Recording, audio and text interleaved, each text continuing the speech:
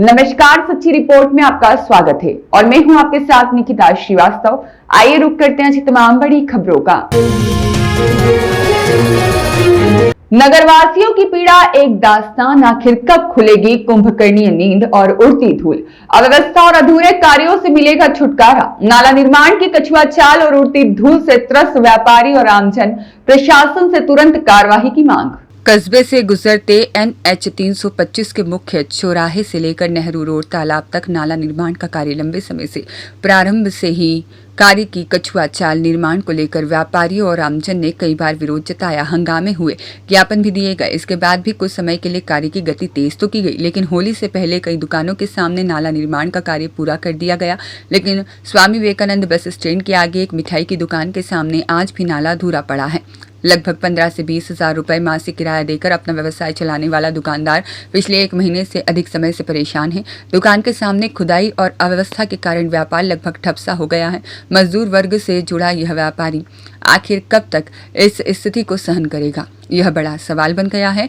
दूसरी ओर पूरे मार्ग पर मिट्टी ढेर और उड़ती धूल का अंबार लगा हुआ है। सड़क की सफाई नहीं होने से छोटे बड़े वाहनों की आवाजाही से धूल के गुब्बार उड़ने लगते हैं। व्यापारी अपनी दुकानों को सजाकर बैठते हैं, लेकिन 2-3 घंटे में धूल से पूरा दुकान भर जाती है। बाइक सवार, साइकिल चालक और पैदल चलने वाले लोग भी धूल से परेशान हो रहे हैं। आंखों में धूल, कपड़ों पर धूल और फैली गंदगी से आमजन त्रस्त हो चुका है। बस स्टैंड के बाहर महावीर बस्ती से आने वाला मार्ग भी मिट्टी के ढेर के कारण बंद पड़ा है, जिससे लोगों को आवागमन में भारी परेशानियां हो रही हैं। व्यापारी और आमजन लगातार समस्याओं से जूझ रहे हैं, लेकिन समाधान कहीं दिखाई नहीं दे रहा है। नगर के कई बुद्धिजीवी और जिम्मेदार लोग भी इस मुद्दे पर आगे आने को तैयार नहीं है। वहीं साई लीला होटल के बाहर पिछले लगभग 3 वर्षों से केवल मिट्टी डालकर काम अधूरा छोड़ दिया गया है, लेकिन आज तक स्थायी समाधान नहीं हो पाया। छोटे छोटे कार्यों के कारण तखतगढ़ नगर की जनता लगातार परेशान हो रही है। ऐसा प्रतीत होता है कि प्रशासन इस समस्या पर मौन साधे हुए कुंभकर्णीय नींद में सोया हुआ है।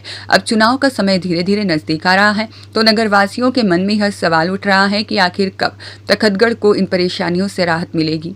नगर की यह स्थिति कड़वा सच है, लेकिन हकीकत यह है कि व्यापारी और आमजन दोनों इस अवस्था से बेहद परेशान हैं और प्रशासन से तुरंत प्रभाव से कार्य पूर्ण करने और सड़क की सफाई करवाने की मांग कर रहे हैं।